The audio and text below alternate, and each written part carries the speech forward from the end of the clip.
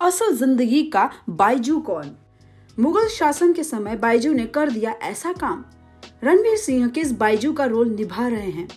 संजय लीला भंसाली की फिल्म बायजू बावरा काफी समय से चर्चा में है, कभी फिल्म के स्टार कास्ट को लेके तो कभी भंसाली के बदलते मूड को लेके।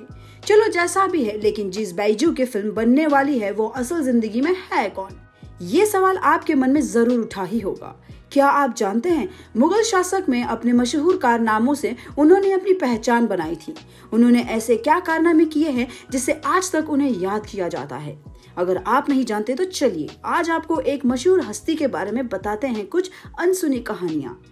बायजू बावरा एक ऐसा गायक जो गुमनामी में खो गया। बायजू बावरा जो बदले की आग में सुलगता हुआ संगीत को ऐसी ऊंचाई में ले गया कि दुनिया देखती रह गई। उनको बैजनाथ प्रसाद और बैजनाथ मिश्र के नाम से ही जाना जाता है। वो ग्वालियर के राजा मानसिंह के दरबार के गायक थे और अकबर के दरबार के महान गायक तानसेन के समकालीन थे।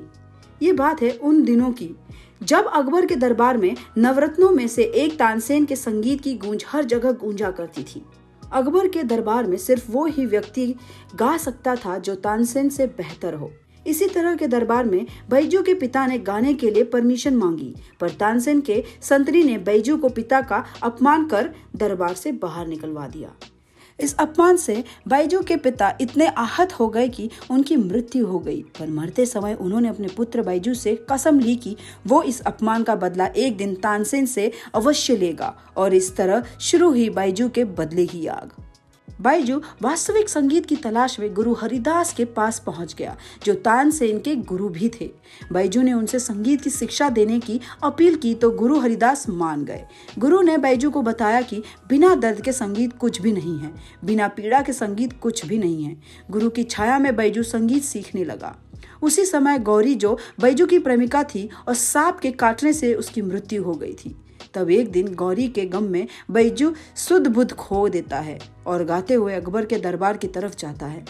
सुध बुध खोए इस बायजू को देख लोग उससे बावरा कहते हैं। दरबार में पहुंचकर बायजू तानसेन को चुनौती देता है। बायजू और तानसेन दोनों ही कंपटीशन करते हैं, पर कोई भी हार नहीं मानता है। तब अकबर कहता है कि जो भी संगमरमर को अपनी गायिका से पिघलाएगा वही विजेता होगा। तानसेन इस प्रयास में असफल हो जाते हैं, पर बायजू अपने संगीत की वेदना से संगमरमर को पिघला देता है। इससे तानसेन हार मान लेता है और बायजू का बदला पूरा हो जाता है। तो चलिए दोस्तों, आज के वीडियो में बस इतना ही। कैसी लगी आपको हमारी ये कहानी कमेंट करके जरूर बताना।